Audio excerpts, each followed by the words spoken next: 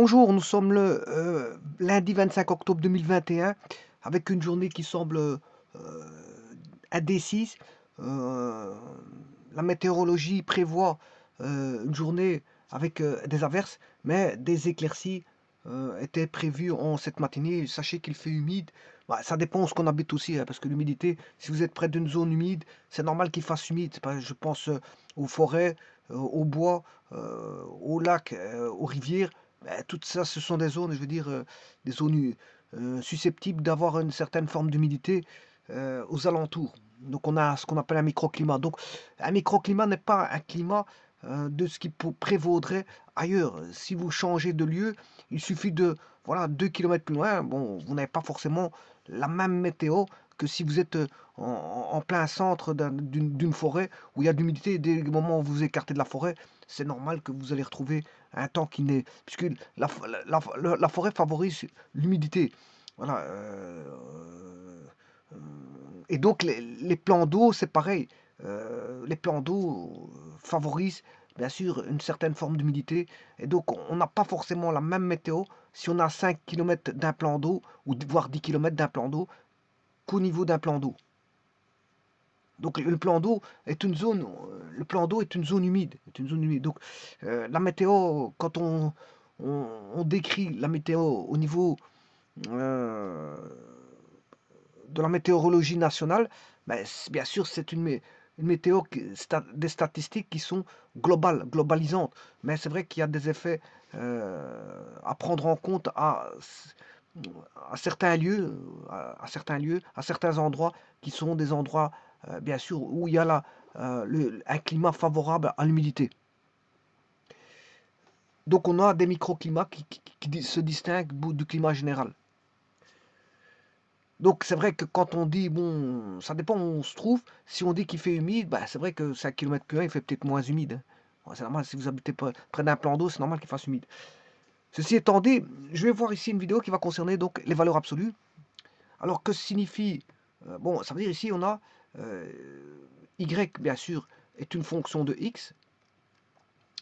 Et ça veut dire que, bon, y est dépendant du x. On a une variable indépendante qui est x, et une variable qui dépend du x qui est y. La variable dépendante est y, et la variable indépendante est la variable x.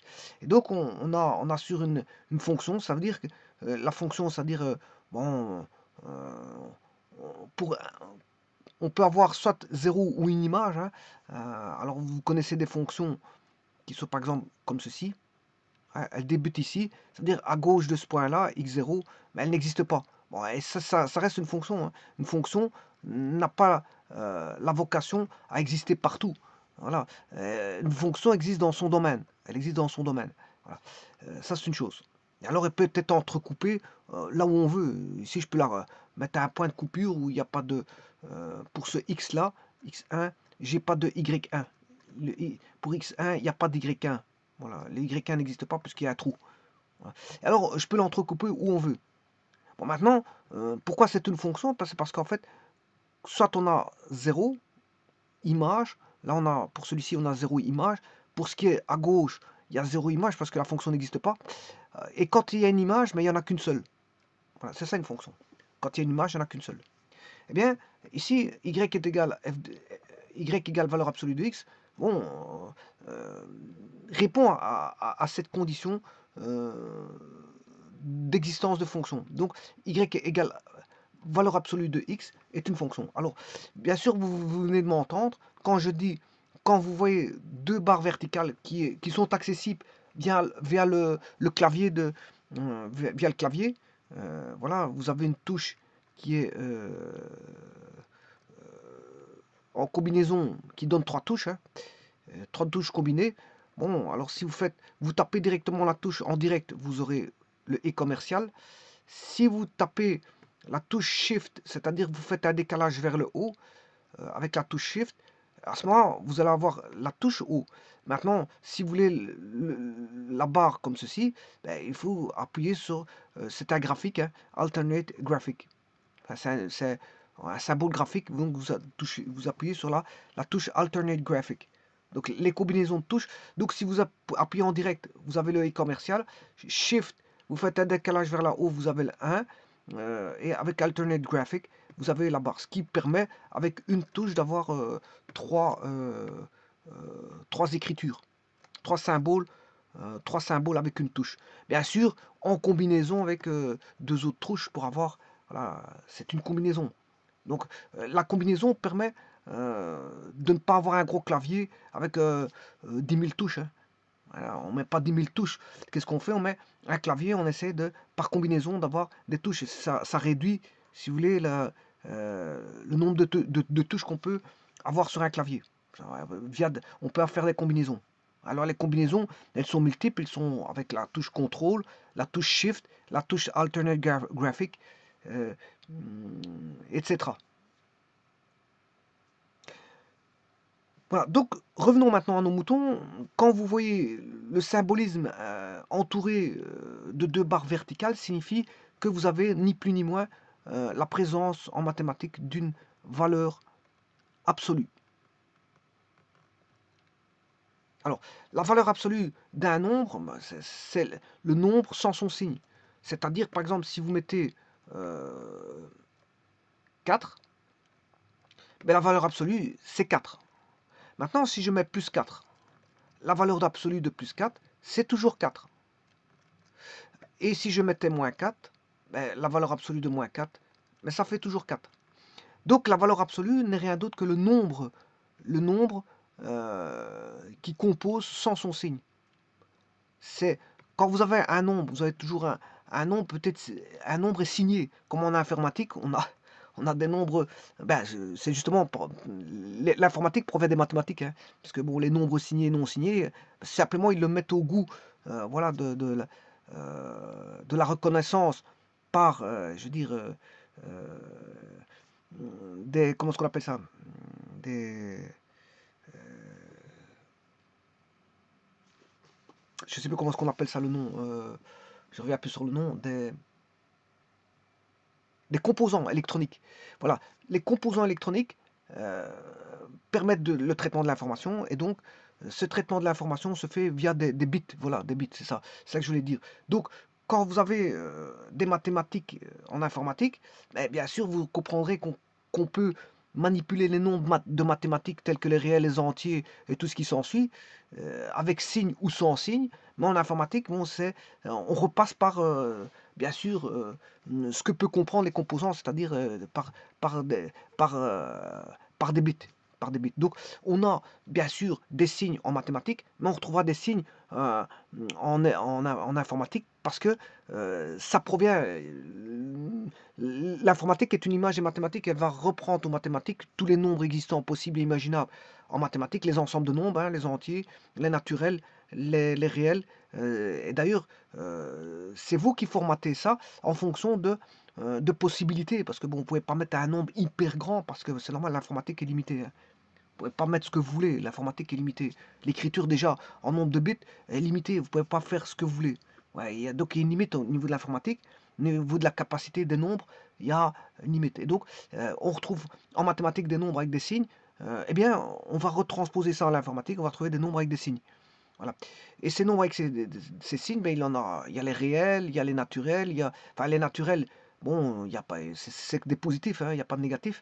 Voilà, si vous avez les entiers, mais c'est des nombres, il n'y a pas de virgule. Si on peut mettre une virgule, mais en ce moment il faut mettre des zéros derrière, tout des panoplies une infinité de zéros. Voilà, ça c'est les entiers.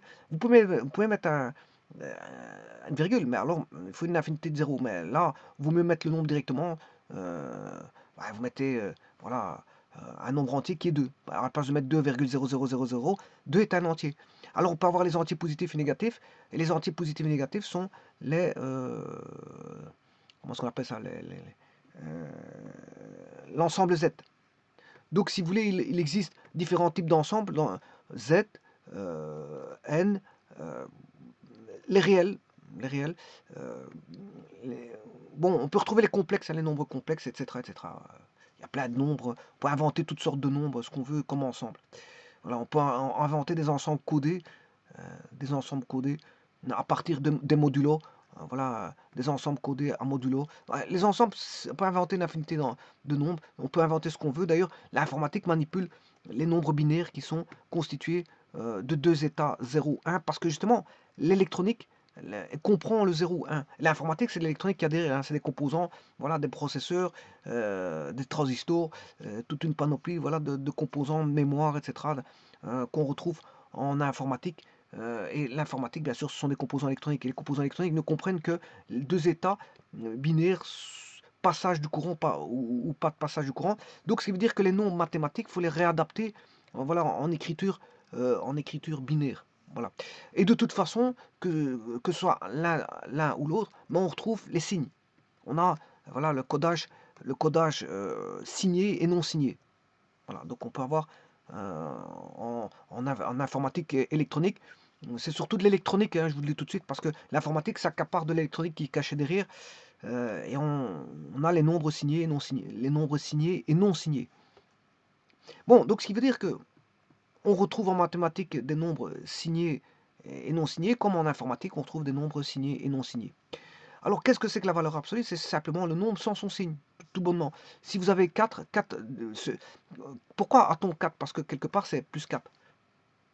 Alors, un nombre, il faut lui dire s'il est positif ou négatif. Alors, on ne le met pas quand c'est positif. Hein. Bon, on sait bien que quand on ne le met pas, l'absence de signe devant un nombre signifie que l'on a un signe positif. Voilà. Par exemple, si j'écris 3x moins 2y plus z égale 0, qui est l'équation d'un plan dans l'espace, ou voilà, l'équation d'un plan dans l'espace, bon, qui est pi, ben, vous voyez qu'ici le 3, ben, c'est plus 3. Hein. Voilà, c'est plus 3x. Hein. Voilà. Tout comme si j'avais écrit x moins 2y égale 0, ça c'est l'équation soit d'une droite dans le plan ou une équation d'un plan dans l'espace. Si on est dans l'espace, c'est un plan. Si on est dans, si on est dans un plan, ben, c'est une droite, l'équation d'une droite. Et alors là, vous voyez que j'ai rien mis. Mais en fait, quand on met rien, c'est pas 0. Hein. Vous aurez compris que quand on met rien devant, c'est 1. Et je dirais même plus, c'est plus 1. Voilà. Donc, en vérité, les signes, ils sont... Enfin, les nombres, ils sont... Ici, c'est 1. Voilà, c'est plus 1. Voilà.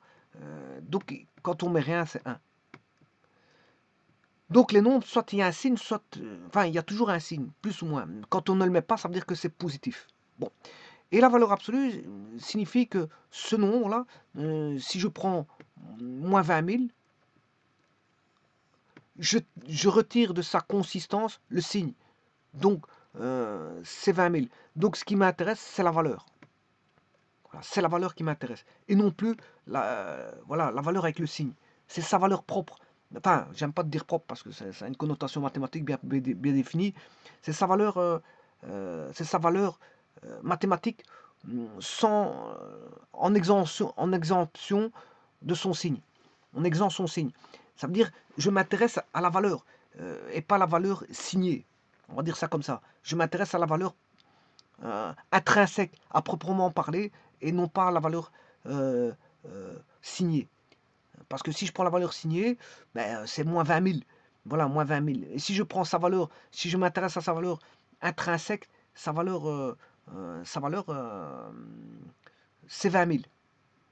Et sa valeur, c'est ce qu'on appelle justement la valeur absolue. C'est la valeur prise en compte sans un contexte de signe, sans un contexte de présence d'un signe à ses côtés. Bon, et c'est ça que ça veut dire. Bon. Donc, ça c'est pour un nom. Mais maintenant, le problème, c'est qu'ici, qu'est-ce qu'on a? Ben, on a une fonction ici. Hein. Ça, c'est une fonction. Ça veut dire quoi? Ça veut dire que ben, le x, il peut... D'abord, ici, il faut rechercher le domaine. La première des choses qu'on fait dans ce cas de figure, parce que le domaine, c'est pas toujours tous les réels. Donc, je vais m'intéresser à la valeur absolue du domaine. Hein. Bon, ici, le domaine, c'est R. Je peux rentrer... bon, ici, ça ne pose pas de problème. Mais il y a parfois des cas de figure où on va étudier une fonction avec valeur absolue pour lesquelles, bon, elle n'existe pas à gauche de 0, par exemple. Si elle n'existe pas à gauche de 0, je ne vois pas pourquoi je dois étudier la valeur absolue alors que la fonction n'existait pas. Donc, la première des choses, quand on étudie une fonction avec la valeur absolue, c'est d'abord de regarder son domaine et de voir où c'est intéressant, je dirais, où c'est intéressant d'étudier la valeur absolue, parce que là où ça ne m'intéresse pas, je ne l'étudierai pas. Si je vois que par le domaine, la fonction est définie qu'en R+, en R+, ou R+0, hein, j'en mets le 0, voilà, R+, ou R+0, on s'en fout, c'est un exemple que je prends, eh bien, ça veut dire R+, ça veut dire elle va être définie pour les X positifs, mais pas pour les X négatifs. Donc elle n'est pas définie, elle n'existe pas pour les X négatifs. Si elle n'existe pas, je ne vois pas pourquoi je vais étudier la valeur absolue pour les X négatifs. Donc la première des choses, quand on étudie les valeurs absolues, ben, c'est de rechercher son domaine.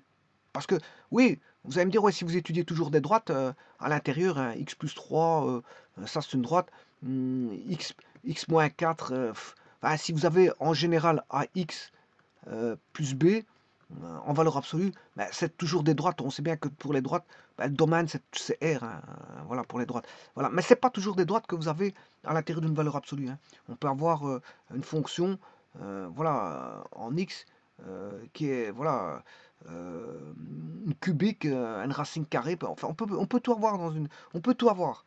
Voilà. Il n'y a pas, ici, les valeurs absolues ne sont pas, on va dire, l'apanage des équations de droite. Par contre, maintenant, si vous avez des équations de droite, on va voir intervenir ce qu'on appelle le V et le W. Le V et le W. Vous allez voir qu'est-ce que c'est que ce V et le W quand on a des équations de droite.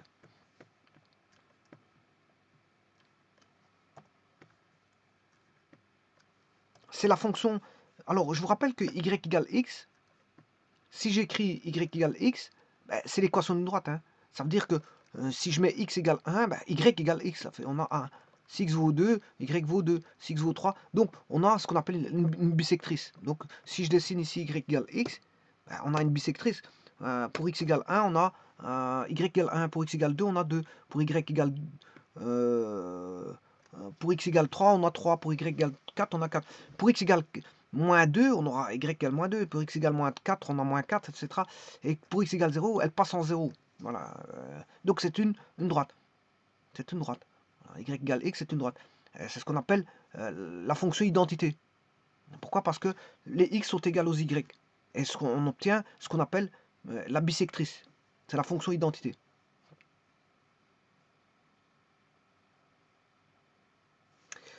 Elle est identique, identité.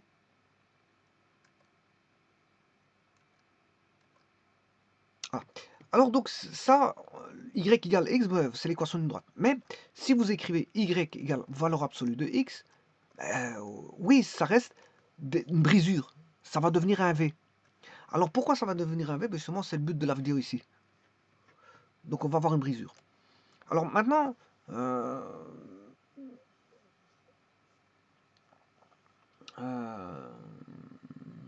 là, qu'est-ce qu'on va faire?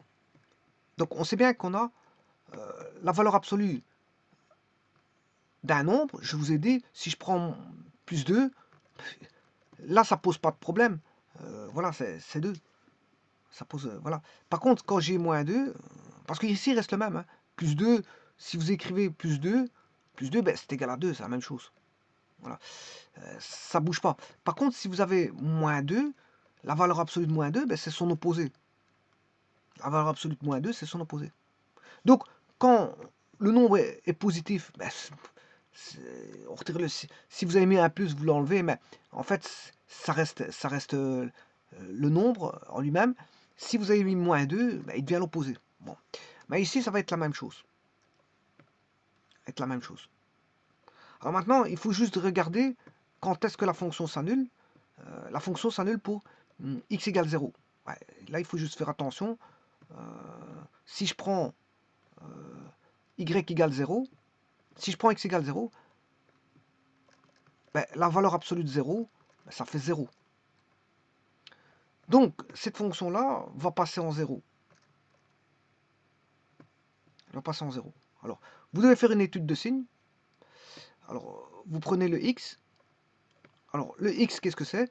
Si je prends x égale 0, ben, il va s'annuler en 0. À droite, c'est positif, et à gauche, c'est négatif. Bon, voilà, ça c'est pour la droite.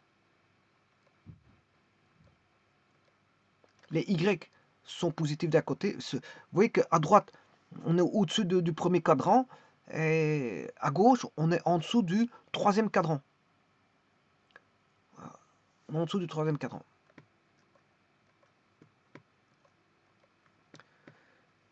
Voilà. Donc ça, c'est y égale x, bien sûr, vous aurez compris. Et ça, c'est les x. Alors, si je prends des x négatif, ben, le y qui va être négatif. Si je prends des x positifs, ben, le y qui va être positif. Bon, maintenant, si je prends la valeur absolue, ben, je vous ai dit que si je prends des positifs, ben, ça ne change pas. Le nombre, il va être positif. Si je prends 0, ça va rester 0. Mais si je prends des nombres négatifs, la valeur absolue de x négatif, ben, il va devenir positif. Donc vous voyez qu'ici, on a plus plus. Alors ici, je vous rappelle que la fonction y égale x est une fonction impaire.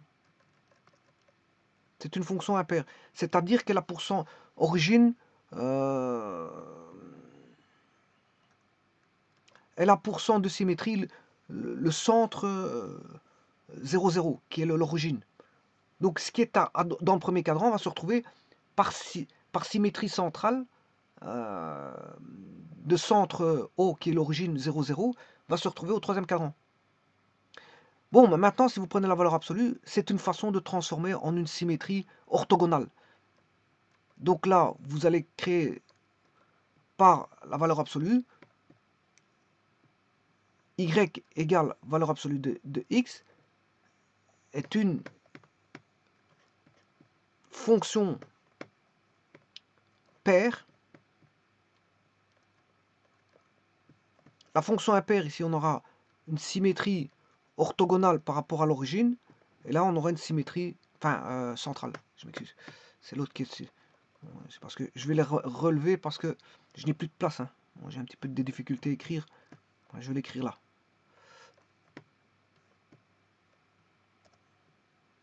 Donc, fonction impaire, symétrie centrale, d'origine O. Symétrie centrale de centre O. Et là, c'est une symétrie orthogonale d'axe OY. Alors, comment transformer y égale x, qui est fonction impaire, en une fonction paire? Mais par la valeur absolue. Et donc, là, à ce moment-là, vous aurez tout ce qui est positif va redevenir positif, et tout ce qui est négatif ici va redevenir positif. Donc, on aura le fameux V. Parce que si vous faites une symétrie orthogonale, ben, vous allez avoir un V comme ceci. Hein.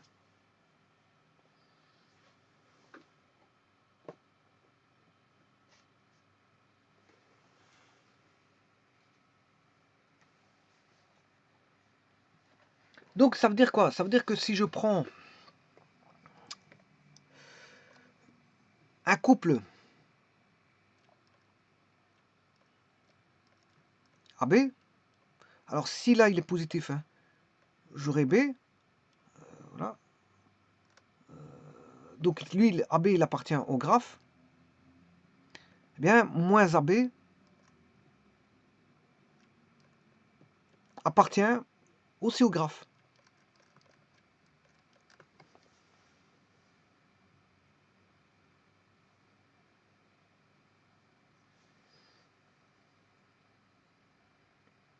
Alors, pour x plus grand ou égal à 0, rien ne change. Hein. Pour x plus grand ou égal à 0, rien ne change. Pour x plus petit que 0, ben, ça change. Donc, qu'est-ce qui va changer? Ben, bon, regardez bien. Je vais chercher la valeur absolue. Alors, je tape Alternate Graphic avec la barre verticale, qui se trouve sur la touche 1 et commercial barre verticale, mais n'oubliez pas la touche Alternate Graphic qui est Alt-GR. Et là, je mets X. Voilà. Alors, je vais retirer l'autre pour mieux la voir. Et vous voyez que ça donne un V. C'est la courbe en V. Donc, on est passé d'une fonction impaire à une fonction paire. Et donc, d'une symétrie centrale à une symétrie orthogonale.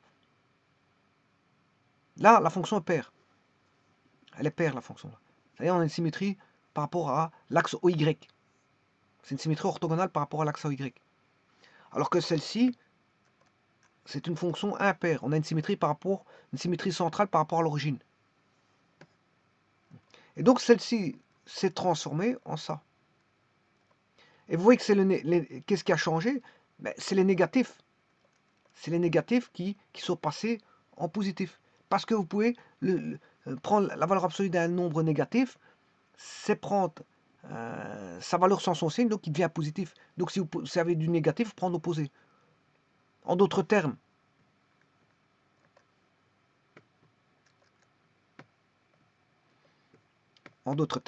je pourrais écrire la valeur absolue de x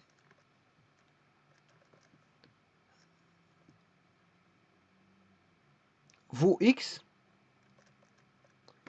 si x est plus grand ou égal à 0, mais elle vaudra l'opposé si x est négatif. C'est ça que ça veut dire.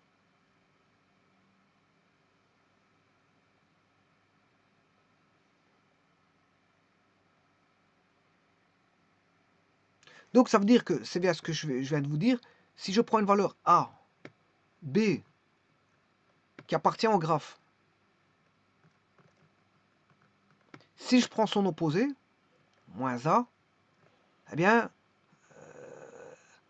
comme j'ai pris du négatif, mais le B appartient au graphe. C'est moins AB qui appartient au graphe. Alors vous aurez une tendance à vous dire, c'est moins B, oui d'accord, mais à ce moment-là, vous mettez valeur absolue, ça fait B. Enfin, ça fait toujours B, je m'excuse. Ça fait B.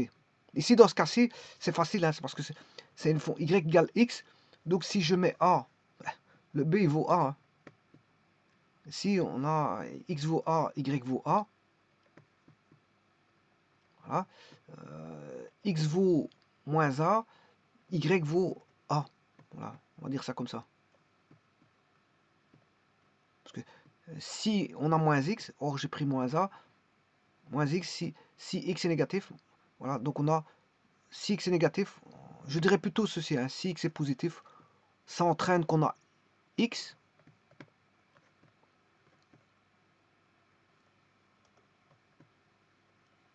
voilà, et si x est négatif, ça entraîne que, donc il faut faire une étude, ceci signifie qu'il faut faire une étude de signes dans un domaine. Hein. Donc il faut d'abord connaître le domaine, l'étude de signes, et puis aller rechercher la zone. En fait, c'est juste trouver la zone où sera la fonction, à travers de l'étude de signes. Donc là, ça va être, si x est négatif, on aura l'opposé qui est moins x. Or, l'opposé, là x, moins a est négatif, a étant positif, moins a étant négatif, si on a moins a, ben ça va donner, dans ce cas-ci, y égale x, ça va donner a. Donc ça va donner l'opposé. L'opposé de moins a, c'est a.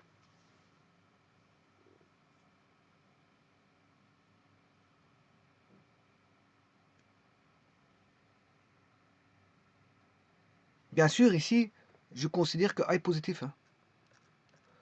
Voilà. Ceci, c'est positif, ça va donner du positif. Là, ben, a est positif, moins a est négatif, donc ça va redevenir positif avec du a. Bon, maintenant, si je fais une généralisation, ben, si je prends non plus y égale valeur absolue de x, mais y égale f, valeur absolue de f de x, ben là, on aura une valeur b, ça va donner a, va donner une valeur b. Et là, le moins a va donner une valeur b aussi.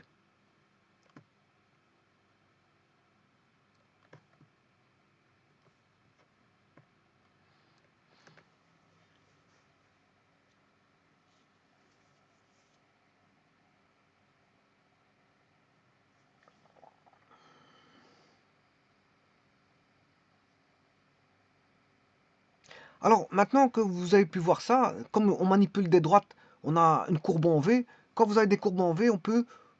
Si vous avez un système comme ça qui est linéaire du premier degré, x, et voilà, c'est une droite, hein, parce que x c'est quoi?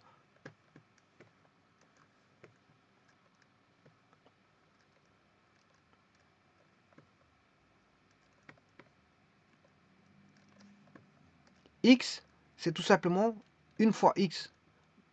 X, c'est tout simplement une fois x, plus 0. En fait, on a bien ax plus b. Et donc, si je prends les valeurs absolues de ça,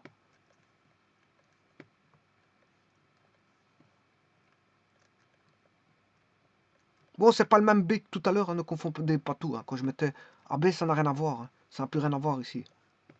Ça n'a plus rien à voir. Ici, B, ce qu'on appelle, bon, là, c'est le coefficient angulaire A. Et là, le B, c'est l'ordonnale origine. Voilà. Et donc, quand vous avez ceci, ben, d'office, ben, celui-ci donne une courbe en V, elle coupe en 0. Voilà. Le tout, c'est de trouver où elle coupe. Où elle coupe. Elle coupe pas toujours en 0. Si vous avez AX plus B, si je généralise AX plus B, ben, il faut aller chercher. Bon, ici, l'étude se fera comme ceci. 1. Bon, ici, c'est des droites. Hein. On voit bien que c'est des droites, mais ce n'est pas toujours des droites que vous aurez. Donc, 1, il faut rechercher le domaine. Deuxièmement, faire une étude de signe. L'étude de signe donnant ou là la fonction, les points d'annulation. Alors, s'il s'agit de droite, on aura une pratique de, voilà, de symétrie, hein, notamment on peut faire des symétries comme par exemple Y, on peut faire des symétries, le cas échéant. Si vous avez une symétrie, vous pouvez faire une symétrie, vous pouvez le faire par exemple Y égale X, on peut faire une symétrie, vous étudiez la partie droite et vous faites la symétrie orthogonale hein, par rapport à l'axe Y, donc vous aurez la partie gauche. Bon, mais ça, il faut faire attention, hein, c'est pas systématique, c'est en fonction de la fonction qu'on a. Euh, en fonction de l'application, la fonction qu'on a en face de soi.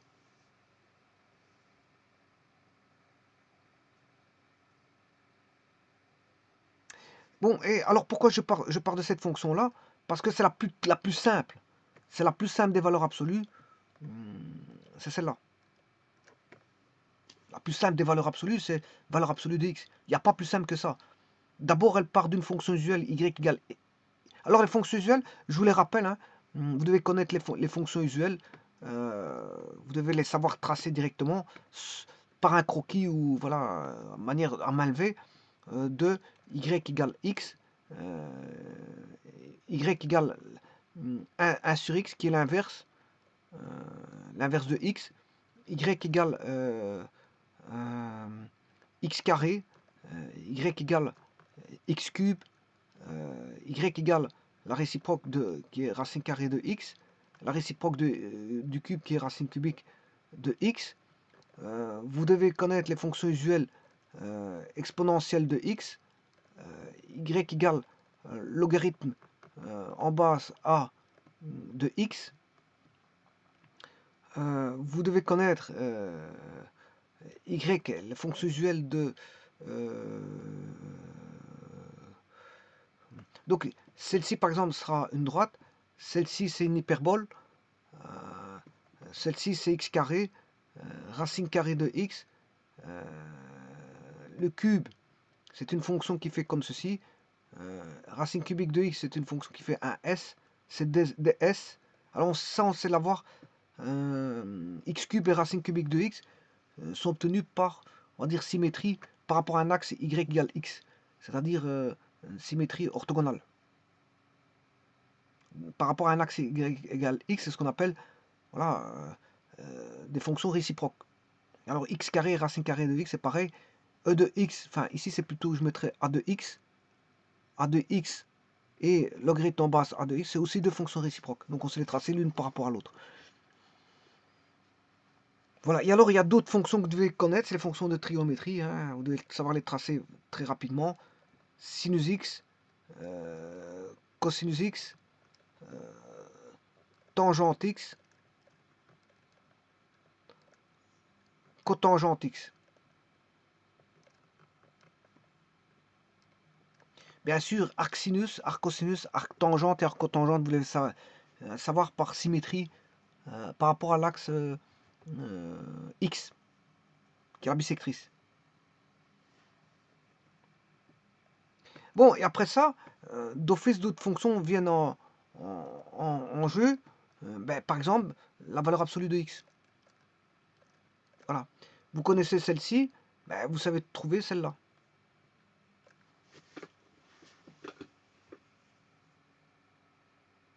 Je vous remercie.